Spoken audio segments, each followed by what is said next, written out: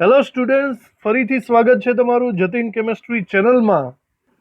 આપણે ભણી રહ્યા છીએ ધોરણ 12નું સેકન્ડ ચેપ્ટર દ્રાવણો, અને આપણે હવે જોવાનું છે સંખ્યાત્મક ગુણધર્મોનું નોલેજ. આપણે સેશન નંબર 12માં પહોંચી ગયા છીએ.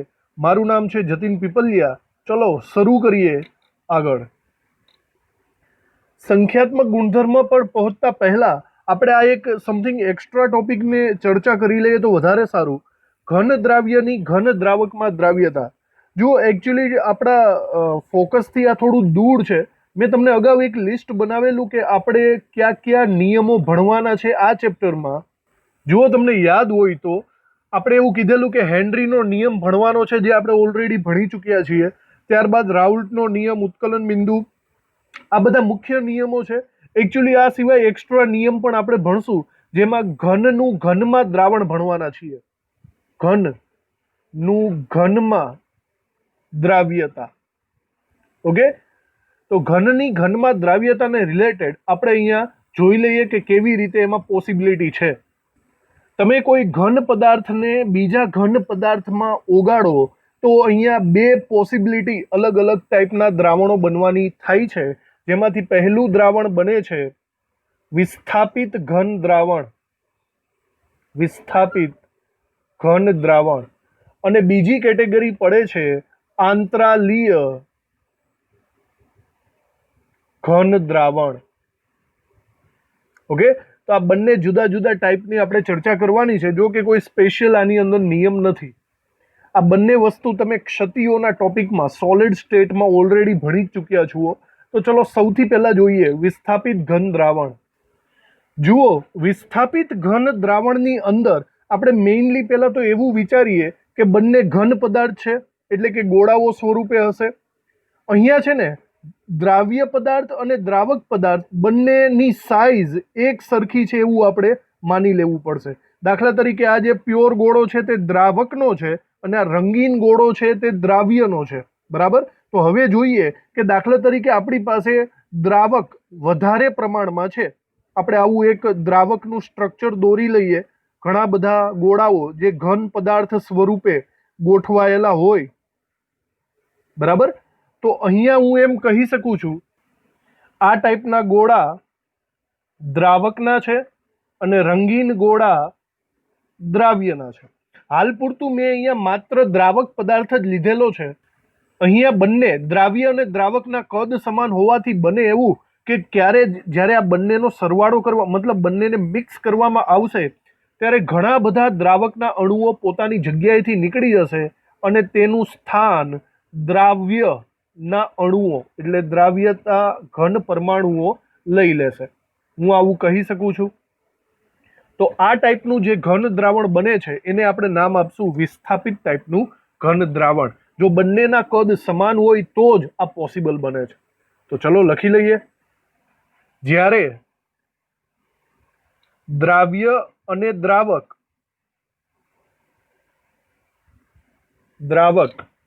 ના ઘટક કણોના કદ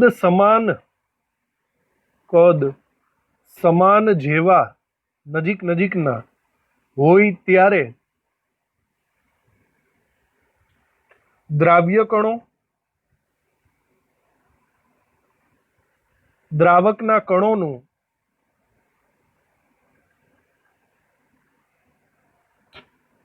વિસ્થાપન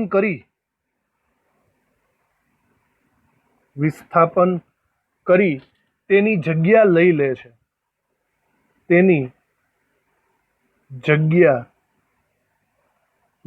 લે છે.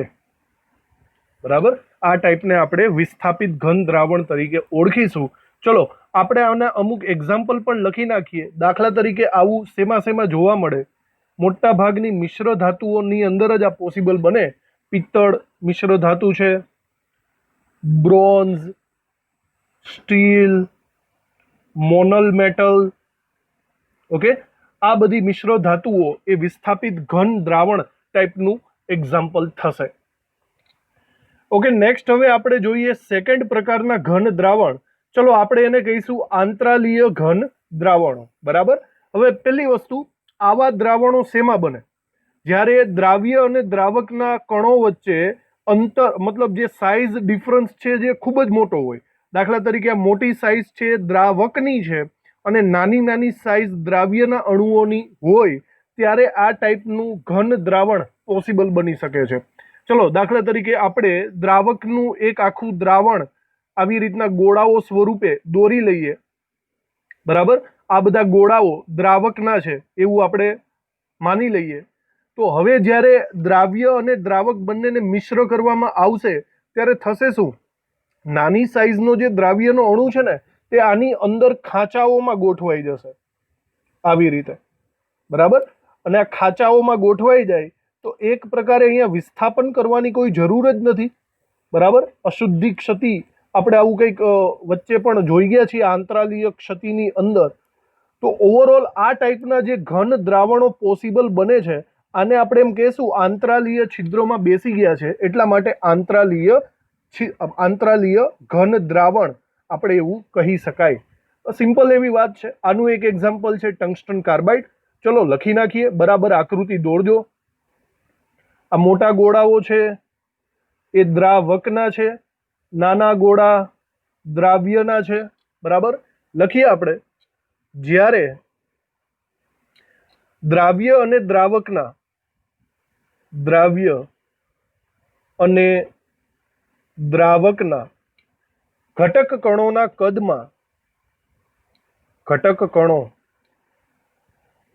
કદમાં ખૂબ વધારે તફાવત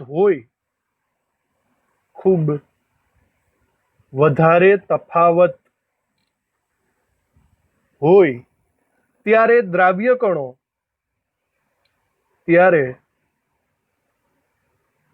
દ્રાવ્યના કણો દ્રાવકના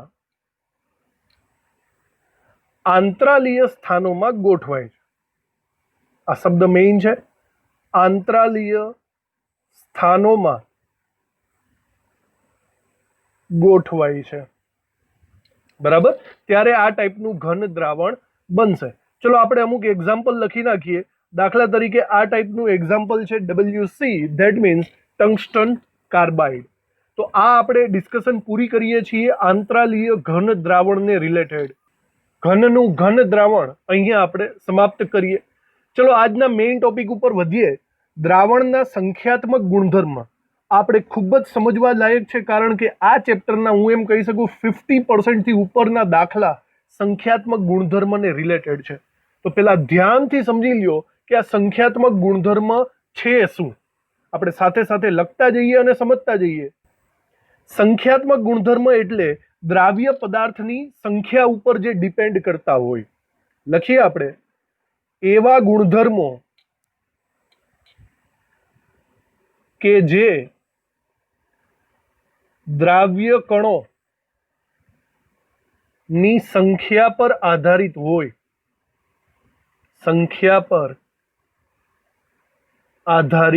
હોય, એવા ગુણધર્મને આપણે સંખ્યાત્મક ગુણધર્મ કહેવાય. જો તમે આનું ઇંગ્લિશ નામ જોવા જશો ને તો આનું ઇંગ્લિશ નામ થાય છે કોલિગેટિવ પ્રોપર્ટી, બરાબર. કોલિગેટિવ પ્રોપર્ટી આ શબ્દ વારંવાર એમસીક્યુમાં આવવાનો છે. આ કોલિગેટિવનો મતલબ જ થાય છે સંખ્યાત્મક રીતે. કોલિગેટિવના બે ભાગ પાડી શકાય. કો આનું મતલબમાં જે એનું નામ છે લેટિન ભાષામાં આવી રીતે આવેલું છે, કો ઉપરથી અને લિગેર ઉપરથી. કો પ્લસ લિગેર, આના ઉપરથી નામ પડ્યું કોલિગેટ, બરાબર. કોનો મતલબ થાય છે એક સાથે હોય એવા, અને લિગેરનો મતલબ થાય છે બાંધવું, એક સાથે બંધાયેલા. આ જે જથ્થાની વાત કરે છે સંખ્યાની ઉપર ડિપેન્ડ કરતા આ ગુણધર્મ છે. આ લેટિન નામ ઉપરથી એનું નામ પડેલું છે. ઓકે, સંખ્યાત્મક ગુણધર્મ. તો આવા સંખ્યાત્મક ગુણધર્મો ક્યાં ક્યાં છે બરાબર રીતે આપણે એની નોંધ કરવી પડશે. જોજો, દાખલા તરીકે આવા સંખ્યાત્મક ગુણધર્મો, પહેલું આપણે લખીએ, દ્રાવકના બાષ્પ દબાણમાં સાપેક્ષ ઘટાડો. આ વસ્તુ તમારે રાઉલ્ટના નિયમમાં ભણવાની થશે, જેને આપણે કંઈક આવી રીતે દર્શાવશું, P0 - P/P. ઓકે, આના ઘણા બધા દાખલાઓ છે. આ એક સંખ્યાત્મક ગુણધર્મ છે, બાષ્પ દબાણમાં થતો ઘટાડો. ચલો, સેકન્ડ એક સંખ્યાત્મક ગુણધર્મ આવે છે દ્રાવકના ઉત્કલન બિંદુમાં ઉન્નયન. ઉન્નયન એટલે વધારો. ઉત્કલન બિંદુમાં વધારો થાય છે, જેને આપણે ડેલ્ટા ટીબી વડે દર્શાવશું. ત્યારબાદ હજી એક છે દ્રાવકના ઠાર બિંદુમાં અવનયન. અવનયન એટલે કે ઘટાડો, જેને આપણે ડેલ્ટા ટી એફ કહીશું. ઉત્કલન બિંદુમાં વધારો થાય છે, ઠાર બિંદુમાં ઘટાડો થાય છે. આ સિવાય એક લાસ્ટ છે દ્રાવણનું અભિસરણ દબાણ, જેને આપણે પાઈ તરીકે ઓળખવાના છીએ. તો આ જે છે એ બધા સંખ્યાત્મક ગુણધર્મ છે. હવે આનાથી શું ફરક પડે એ આપણે બરાબર રીતે સમજી લઈએ, જેથી આગળ જતા કોઈ પણ ટાઈપનો પ્રોબ્લેમ આપણને ન રહે. બરાબર, એક એક્ઝામ્પલ દ્વારા સમજીએ કે આ કેવી રીતે કામ કરે છે. ચલો, ધારો કે આપણે એક પ્રયોગ કરીએ જેમાં આપણે કામ કરશું. આપણે 3 જુદા જુદા દ્રાવણો લઈએ.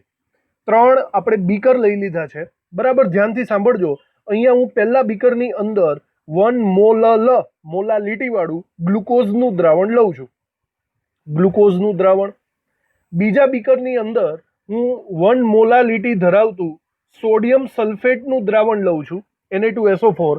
અને ત્રીજા બીકરની અંદર હું 1 મોલાલિટી ધરાવતું મીઠાનું એટલે કે NaCl નું દ્રાવણ લઉં છું. ઓકે, તો મેં 3 બીકર લીધા છે, જે 3ની સાંદ્રતા સમાન છે. સમજી ગયા? સાંદ્રતા સરખી છે. હવે હું એક કામ કરું છું. હું છે ને આ બધાનું પ્રેક્ટિકલ કરું છું સંખ્યાત્મક ગુણધર્મ વાળા. દાખલા તરીકે આ 3ના પ્રેક્ટિકલ કરું છું હું ડેલ્ટા ટીબી ઉત્કલન બિંદુ ઉન્નયન વાળા. હું પ્રેક્ટિકલ કરું છું કે ગ્લુકોઝની અંદર ઉત્કલન બિંદુમાં કેટલો વધારો થયો. આની અંદર અને આની અંદર 3માં ઉત્કલન બિંદુમાં વધારો કેવો થયો?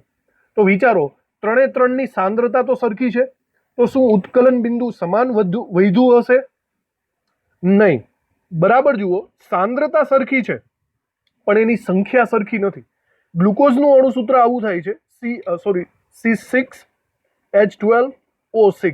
હવે આપણને ખબર જ છે કે ગ્લુકોઝને જ્યારે પાણીમાં નાખો ને ત્યારે એક પણ આયનો નીકળતા નથી, મતલબ એ પોતે ને પોતે જ રહે છે. ઓવરઓલ અહીંયા સંખ્યા 1 મોલ જેટલી થાય. સમજાય છે? તમે આમાં વિચારો, જ્યારે Na2SO4 એ આયનીય પદાર્થ છે, જ્યારે તમે આને પાણીની અંદર નાખશો ને તો 2 Na+ અલગ થઈ જશે અને પ્લસ SO4 -2 પણ અલગ થઈ જશે. તો ઓવરઓલ કેટલા કટકા થયા? 3. તો એકચ્યુઅલી એની સંખ્યા વધી ગઈ. જો આ દ્રાવણની હું વાત કરું ને તો આની અંદર 3 મોલ જેટલી સંખ્યા થઈ ગઈ. સમજો છો?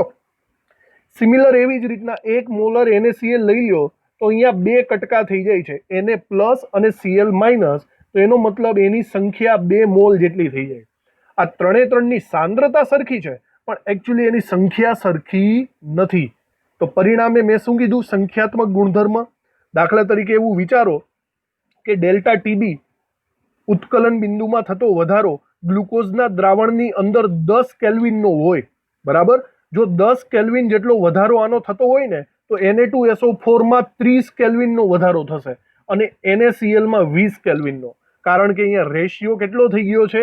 1:3:2. તમને સમજ પડી? બરાબર. સંખ્યાત્મક ગુણધર્મ સંખ્યા ઉપર ડિપેન્ડ કરે છે, એટલે તમારે જોવું પડશે કે અંદર આયનો અથવા તો ઘટકોની સંખ્યા કેટલી છે. બરાબર, જેટલી સંખ્યા એટલા ગણો એ ગુણધર્મ થઈ જશે. તો આવી રીતના બરાબર જોઈ લ્યો, સંખ્યાત્મક ગુણધર્મને આવી રીતે દર્શાવી શકાય. તો આપણે આ વસ્તુઓને બરાબર રીતે લખી નાખીએ. તો આપણે અહીંયા લખીએ 1 મોલલ ગ્લુકોઝ, 1 મોલલ Na2SO4 અને 1 મોલલ NaCl. આ ત્રણેય દ્રાવણો ની સાંદ્રતા સમાન છે. સાંદ્રતા સમાન છે, પરંતુ તેમાં દ્રાવ્ય કણોની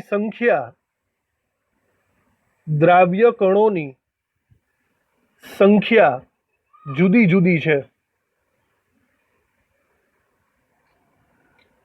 કેટલી કેટલી છે તો આપણે અહીંયા લખી શકીએ ગ્લુકોઝની અંદર 1 મોલ, Na2SO4 માં 3 મોલ અને NaCl માં 2 મોલ. સંખ્યાઓ જુદી જુદી છે માટે તેમના સંખ્યાત્મક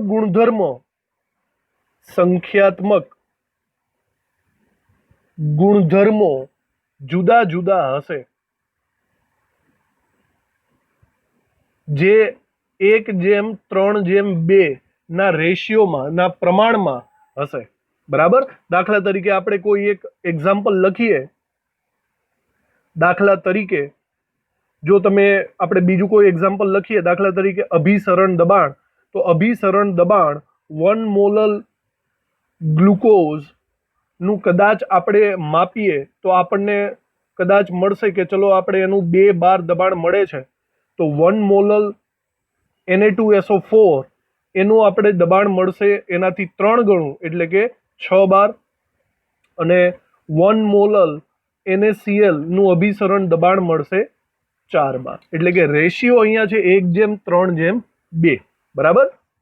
આ મેં તમને જેવી રીતે શીખવાડ્યું છે, ચલો આપણે એને અમુક MCQ રિલેટેડ પ્રેક્ટિસ કરી લઈએ જેનાથી વધારે ખબર પડશે. જો આ બધા સંખ્યાત્મક ગુણધર્મના MCQs છે. બરાબર. જોજો, તમને પૂછેલું છે અહીંયા કોનું અભિસરણ દબાણ પાઈ સૌથી વધારે છે. બરાબર. તો પહેલા વિચારવાનું કે અભિસરણ દબાણ અને સંખ્યાત્મક ગુણધર્મનો સંબંધ કેવો છે? સમપ્રમાણ. એનો મતલબ એમ થાય કે સંખ્યા વધે તો અભિસરણ દબાણ પણ વધે. તો બસ આટલું જ છે. કોની સંખ્યા વધારે એ ખાલી જોવાનું છે. ચલો નંબર 1 જુઓ. નંબર 1 માં આ કોણ છે? સુક્રોઝ. તો સુક્રોઝની સંખ્યા એક જ હોય. બરાબર. એ આયનો કાઢશે નહીં, એ પોતે એક જ હશે. બીજું વિચારો K3PO4. K3PO4 ની અંદર 3 પોટેશિયમ અને 1 ફોસ્ફેટ. ધેટ મીન્સ આની અંદર 4 આયનો નીકળશે. એની સાંદ્રતા 1 એટલે 4 ગુણ્યા 1 4. બીજું જુઓ, આની અંદર 3 કેલ્શિયમ 2 ફોસ્ફેટ એટલે કે કેટલા આયનો થશે? ટોટલ 5 આયનો થશે. MgCl2 માં 1 અને 2 ટોટલ કેટલા? 3. તો ડેફિનેટલી મને દેખાય છે કે અહીંયા સૌથી વધારે આયનો છે Ca3PO4 ટ્વાઇસ કેલ્શિયમ ફોસ્ફેટમાં. તો આ આપણો જવાબ થશે ઓપ્શન સી. સમજાય છે? તો આ સંખ્યાત્મક ગુણધર્મને રિલેટેડ MCQ છે. આવા બીજા અમુક MCQ ગણીએ, તમે જાતે પણ કન્ડક્ટ કરો, તમને આવડી જ જશે. ચલો જુઓ સેકન્ડ. આ વખતે ઠાર બિંદુની વાત કરી છે. ભાઈ બરાબર ધ્યાનથી જોજો. ઠાર બિંદુમાં છે ને અવનયન થાય. આપણે હમણાં જોયું હતું ને, સંખ્યાત્મક ગુણધર્મમાં બરાબર જોજો, શેમાં વધારો થાય છે, શેમાં ઘટાડો થાય. બાષ્પ દબાણમાં ઘટાડો થાય, ઠાર બિંદુમાં ઘટાડો થાય, બાકીના બંનેમાં શું થાય? વધારો. તો સમપ્રમાણ અને વ્યસ્ત પ્રમાણનો ખ્યાલ તમને હોવો જોઈએ. અહીંયા ઠાર બિંદુની વાત છે તો અહીંયા મારો કહેવાનો મતલબ એમ છે, આપણે ઊંધું બોલવું પડશે કે વ્યસ્ત પ્રમાણ એટલે કે સંખ્યા વધે એનો મતલબ જે ઠાર બિંદુ છે ડેલ્ટા TF એ ઘટશે. સમજાઈ ગયું? વ્યસ્ત પ્રમાણ છે, ઘટાડો જોવાનો છે. તો હવે ઠાર બિંદુ સૌથી વધુ કીધું છે. જો ઠાર બિંદુમાં ઘટાડો વધારે હોય, વધારે, તો એનો મતલબ સંખ્યા કેવી આપણે લેવી પડશે? ઓછી લેવી પડશે. સમજાય છે વાતમાં? તો જો કોની સંખ્યા સૌથી ઓછી છે એ આપણે પસંદ કરવાની છે. બધાની સાંદ્રતા તો સરખી જ છે. ચલો યુરિયાનું આયનીકરણ થતું નથી એટલે કે એ પોતે એક જ છે. એલ્યુમિનિયમ સલ્ફેટ કેમ લખાય? એલ્યુમિનિયમ +3 હોય, સલ્ફેટ -2 હોય. જો આને લખવું હોય તો ક્રોસ ગુણાકારમાં Al2SO4 થ્રાઇસ આવું લખી શકાય. બરાબર. તો ઓવરઓલ આપણે એમ કહી શકીએ આની અંદર 5 આયનો છે. દેખાય છે? બેરિયમ ક્લોરાઇડ એટલે કે BaCl2 આની અંદર 3 આયનો છે. સોડિયમ ક્લોરાઇડ NaCl આની અંદર 2 આયનો છે. તો આ વખતે આપણે સંખ્યા સૌથી ઓછી લેવાની છે. બોલો સૌથી ઓછી સંખ્યા કોની થઈ? 1 મોલર યુરિયા. બરાબર. આ આપણો જવાબ થશે. આનું ઠાર બિંદુ સૌથી વધુ હશે. ચલો આવી જ રીતના નેક્સ્ટ આપણે જોવા માંડીએ આ જાતે કરશો. ઉત્કલન બિંદુ સૌથી વધુ, ઉત્કલન બિંદુ ડેલ્ટા ટીબી સમપ્રમાણ થાય, એટલે કે સંખ્યા વધે તો ઉત્કલન બિંદુ વધે. તો તમારે સંખ્યા સૌથી વધારે શોધવાની છે. જુઓ સાંદ્રતા તો બધાની સરખી જ છે. તો CaCl2, ચલો આની અંદર કેટલા આયનો નીકળે હવે તો ફટાફટ આવડી જાય તમને, 3. AlCl3 માં 4. આ ગ્લુકોઝ છે તો ગ્લુકોઝમાં 1 અને Na2SO4 માં 2 સોડિયમ 1 સલ્ફેટ એટલે કે 3. તો સૌથી વધારે સંખ્યા છે એલ્યુમિનિયમ ક્લોરાઇડમાં. તો આપણો અહીંયા જવાબ આવવાનો છે ઓપ્શન બી. બરાબર, આના ઉપરથી સૌથી વધુ ઉત્કલન બિંદુ હશે. નેક્સ્ટ આગળ વધીએ. બાષ્પ દબાણ સૌથી ઓછું. હવે મેં હમણાં કીધેલું બાષ્પ દબાણમાં ઘટાડાની વાત, બરાબર. તો બાષ્પ દબાણમાં જે ઘટાડો છે P0 - P/P, તો અહીંયા વ્યસ્ત પ્રમાણ છે, એનો મતલબ સંખ્યા વધે તો બાષ્પ દબાણનો ઘટાડો ઘટે. તો અહીંયા વ્યસ્ત પ્રમાણ સૌથી ઓછું, તો તમારે સંખ્યા વધારે પડતી જોવી પડશે. જુઓ સંખ્યા વધારે શેમાં છે? સાંદ્રતા બધાની સરખી, આની અંદર 4 આયનો, KCl 2, આ બેરિયમ અને નાઇટ્રેટ એટલે કે 3 આયનો, અને ગ્લુકોઝની અંદર 1 આયન. સંખ્યા સૌથી વધારે છે સોડિયમ ફોસ્ફેટમાં, તો આપણો જવાબ આ થશે, સોડિયમ ફોસ્ફેટ. ક્લિયર? નેક્સ્ટ હજી આપણે MCQ સોલ્વ કરીએ. ચલો હવે આ થોડુંક હું તમને સાઈડમાં સમજાવી દઉં, બરાબર, પછી તમે જોજો. સંકીર્ણ આયનો હોય ને, સંકીર્ણ આયનો, દાખલા તરીકે એક સંકીર્ણ આયન હું લઈ લઉં, K4FeCN6, આપણે બહુ સાંભળેલું છે, CN6. સંકીર્ણ આયનમાં એવું હોય કે એનો એક સંકીર્ણ કવચ હોય. આ જે કાઉન્સ દેખાય છે ને, આ કાઉન્સ એ બિન આયનીય ઘટક છે. તમે જ્યારે પાણીની અંદર નાખશો ને ત્યારે આ કાઉન્સની અંદર કોઈ પણ જાતની અસર નહીં થાય, એની બહાર અસર થશે. જો તમે આને પાણીમાં નાખશો તો તમને 4K+ મળશે અને એક આખો કાઉન્સ મળશે. એટલે ટોટલ ઘટકો કેટલા થઈ ગયા? 5. યાદ રાખજો બરાબર, કાઉન્સને ક્યારેય સંકીર્ણ આયનમાં તોડવાનો નથી. તો આ સમજૂતી તમારી પાસે હોવી જોઈએ, બરાબર યાદ રાખજો. હવે આપણે અહીંયા રકમમાં જોઈએ. આપણને એમ કીધું છે કે નિયત તાપમાને નીચેના પૈકી દ્રાવણનું બાષ્પ દબાણ, ચલો બાષ્પ દબાણમાં ઘટાડો થાય, ઓકે, એ 0.3 મોલર ગ્લુકોઝના બાષ્પ દબાણ જેટલું હશે. હવે સિમિલરની વાત કરીએ, 0.3 મોલર ગ્લુકોઝ, તો હવે આની સંખ્યા ગણો તો 0.3 ગુણ્યા ગ્લુકોઝનો 1 થાય ને, બરાબર. તો તમારે સંખ્યા આટલી પકડવાની છે. તો સીધી વાત છે, આના સમાન ક્યારે થશે? જ્યારે 4 માંથી એક ઓપ્શન 0.3 ને સમાન હશે ત્યારે. તો જુઓ બરાબર, આપણે જોતા જઈએ. પહેલો ઓપ્શન, પહેલા ઓપ્શનમાં જુઓ સાંદ્રતા તો બધાની સરખી જ છે. હવે અહીંયા જુઓ પહેલા ઓપ્શનમાં આયનો કેટલા નીકળે? મેં કીધું ને, આ કાઉન્સને ધ્યાનમાં રાખજો, કાઉન્સની અંદર ક્યાંય આપણે આયનો કાઢવાના નથી. તો બહારની સાઈડ 3 અને 1 કાઉન્સ, એટલે ટોટલ કેટલા થશે? 4. આ 4 કાઉન્સ થશે. એની 4 મતલબ આયનો થશે. એની સાંદ્રતા 0.1 ગુણાકાર કરું તો મને મળશે 0.4. ઓકે, નહીં ચાલે, મારે તો 0.3 જોઈએ છે. આવી રીતના કરો બધાનું. તો ચલો આ કાઉન્સ છે, બરાબર, અને બહારની સાઈડ 2 Na+ છે, ટોટલ 3. 3 ગુણ્યા 0.1 એટલે કે 0.3 મળી ગયું. આ કાઉન્સ આખે આખો જ છે, એની બહાર કોઈ નથી, તો 1 જ થશે. 1 ગુણ્યા 0.1. અહીંયા 1 સોડિયમ બહારની સાઈડ છે અને 1 કાઉન્સ છે, એટલે કે 2 ગુણ્યા 0.1. તો ઓવરઓલ આપણો જવાબ અહીંયા મળે છે ઓપ્શન બી, બરાબર, કારણ કે તે 0.3 મેચિંગ થાય છે, એટલે કે સમાન બાષ્પ દબાણ હશે. તો આ એક MCQ થઈ ગયો. ચલો નેક્સ્ટ ઉપર જઈએ. ઉત્કલન બિંદુ કોનું સૌથી વધુ હશે? ડેલ્ટા ટીબી સમપ્રમાણમાં આવે, ઉન્નયન એટલે વધારો, તો એનો મતલબ સંખ્યા વધે, ડેલ્ટા ટીબી વધે. તમારે વધારે સંખ્યા પકડવાની. પણ બરાબર જોજો, સાંદ્રતા આ વખતે બધાની અલગ અલગ છે. ઓકે, તો સાંદ્રતા અલગ અલગ છે, તો પહેલા તો ઓપ્શન એ જોઈ લઈએ. 0.5 સાંદ્રતા ગુણ્યા સંખ્યા કેટલી છે આની? 2. તો ઓવરઓલ કેટલું થશે? 1.0. ઓપ્શન બી સાંદ્રતા છે 0.02 અને સંખ્યા આ કોણ છે સુક્રોઝ, સુક્રોઝ એક જ હોય, એક એટલે કે 0.02 જ થશે. ઓપ્શન સી 0.25 સાંદ્રતા અને આયનો કેટલા નીકળે છે જુઓ 3, તો 0.25 ગુણ્યા 3 એટલે કે 0.75 થાય. ઓપ્શન ડી 0.2 સાંદ્રતા અને આ છે ગ્લુકોઝ, ગ્લુકોઝ એક જ હોય એટલે કે 0.2. તો જુઓ સૌથી વધારે સંખ્યા મોલની ક્યાં જોવા મળી તમને ઓપ્શન એ માં, બરાબર. તો ઓપ્શન એ આપણો જવાબ થશે.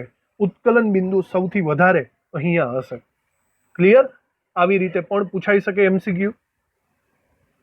નેક્સ્ટ જુઓ ઠાર બિંદુ સૌથી વધારે કોનું, બરાબર. હવે ઠાર બિંદુ એટલે કે ડેલ્ટા ટીએફ એમાં અવનયન થાય, ઘટાડો થાય. જો તમારે ઠાર બિંદુ વધારે જોતું હોય તો સંખ્યા કેવી લેવી પડશે?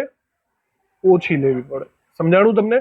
તો ચલો સંખ્યાને સાંદ્રતાને રિલેટેડ વાત કરીએ તો પહેલું ઓપ્શન એ માં સાંદ્રતા 1% અને આયનો કેટલા નીકળ્યા 4, 1 ગુણ્યા 4 એટલે કે 4% થાય. પર્સન્ટેજમાં આપણે સંખ્યા લઈ શકીએ. ઓપ્શન બી જુઓ 0.5 એની સાંદ્રતા છે અને આ કોણ છે કોઈ કહેશે? આ યુરિયા છે, NH2CO NH2, અને યુરિયા તો એક જ પોતે જ હોય, એનું આયનીકરણ થતું નથી એટલે કે 0.5. ત્યારબાદ 2 સાંદ્રતા અને KCl 2 એટલે ટોટલ અહીંયા 4% થઈ ગયા. ત્યારબાદ જુઓ ઓપ્શન ડી માં 0.5 સાંદ્રતા અને NaCl ના 2 આયનો, તો 1 થઈ જશે. તો વિચારો આપણે અહીંયા સંખ્યા સૌથી ઓછી લેવાની છે, સૌથી ઓછી સંખ્યા અહીંયા મળે છે ઓપ્શન બી માં, એટલે આપણો જવાબ થશે ઓપ્શન બી, યુરિયામાં ઠાર બિંદુ સૌથી વધારે હશે. ઓકે, ચલો નેક્સ્ટ ગણો જાતે બરાબર રીતે. બાષ્પ દબાણની વાત. બાષ્પ દબાણમાં ઘટાડો થાય, બરાબર. બાષ્પ દબાણ ઓછું ક્યારે હોય? વ્યસ્ત પ્રમાણ વિચારો તો સંખ્યા વધારે હોવી જોઈએ. ચલો વધારે સંખ્યા વાળું આપણે લેવાનું છે. ઓકે, બધામાં સાંદ્રતા તો ઇક્વલ જ છે. તો ચલો સુક્રોઝ 1, NaCl 2, CaCl2 3 અને ગ્લુકોઝ 1. તો સૌથી વધારે સંખ્યા શેમાં જોવા મળી તમને? તમને મળેલી છે અહીંયા 3 ની અંદર, બરાબર. તો 3 તમારો જવાબ આવશે. CaCl2 બાષ્પ દબાણ સૌથી ઓછું. ચલો હજી એક આપેલ પૈકી ઠાર બિંદુ સૌથી ઓછું. ચલો ઠાર બિંદુ ડેલ્ટા ટીએફ અવનયન એટલે કે ઘટાડો થાય, વ્યસ્ત પ્રમાણ. ઠાર બિંદુ ઓછું એનો મતલબ સંખ્યા વધારે. ચલો તો એવું શોધો જેની અંદર સંખ્યા વધારે હોય. દરેકની સાંદ્રતા અલગ અલગ છે તો ગુણાકાર બરાબર કરજો. ચલો પહેલું 0.22 સાંદ્રતા અને ટોટલ 3 આયનો એટલે કે 0.66 થશે. બીજું 0.34 સાંદ્રતા અને BaCl2 એટલે કે 3 થાય ને, બરાબર. તો ઓવરઓલ અહીંયા આપણે જોવા જઈએ તો 1.02 થવાનું છે, બરાબર. હા, 1.02. ત્યારબાદ ઓપ્શન સી ની અંદર 0.21 સાંદ્રતા છે અને આયનો જરા જોજો 5 થઈ ગયા, થાય કે નહીં? તો 5 ગુણ્યા આટલું કરશો તો તમને મળશે 1.05, થોડુંક એવું વધારે થઈ ગયું. અને લાસ્ટ ઓપ્શન ડી માં 1.2 સાંદ્રતા અને આ છે યુરિયા, બરાબર. યુરિયા તો પોતે એક જ હોય, એનો મતલબ 1.2. તો ઓવરઓલ વિચારો તો આની અંદર જોઈ શકો છો સૌથી વધારે સંખ્યા શેમાં છે? 1.2 માં. એટલે આપણો જવાબ અહીંયા આવશે ઓપ્શન ડી, 1.2 મોલર યુરિયા. ઠાર બિંદુ સૌથી ઓછું હશે. ચલો લાસ્ટ એમસીક્યુ આપણે જોઈ લઈએ. ઘણી બધી પ્રેક્ટિસ થઈ ગઈ સંખ્યાત્મક ગુણધર્મની. છેલ્લો એમસીક્યુ કરો બરાબર રીતે, સાચો પડવો જ જોઈએ. હવે નીચેના પૈકી કોનું 1 મોલર દ્રાવણ, બધાનું 1 મોલર જ છે, સૌથી વધુ અભિસરણ દબાણ? અભિસરણ દબાણ એ સમપ્રમાણ છે. અભિસરણ દબાણ વધારે ત્યારે જ હોય જ્યારે એની સંખ્યા વધારે હોય. બસ સંખ્યા જ શોધવાની છે.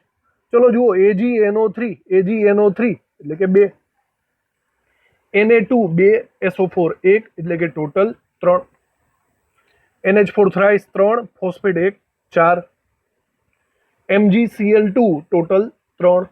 તો જુઓ સૌથી વધારે સંખ્યા શેમાં છે? 4માં. ઓપ્શન સી આપણો જવાબ આવશે, જેમાં અભિસરણ દબાણ સૌથી વધારે છે. તો આજે આપણે સંખ્યાત્મક ગુણધર્મની માહિતી અને તેના MCQ રિલેટેડ વાતચીત પૂરી કરી નાખી. બરાબર. હવે આપણે નેક્સ્ટ સેશનમાં રાઉલ્ટના નિયમથી બરાબર આગળ વધવાનું છે. જે મોટી થિયરી છે, દાખલાઓ છે, બધું આગળ વધશે. થેન્ક યુ આ સેશન ભરવા માટે. મળીએ નેક્સ્ટ સેશનમાં.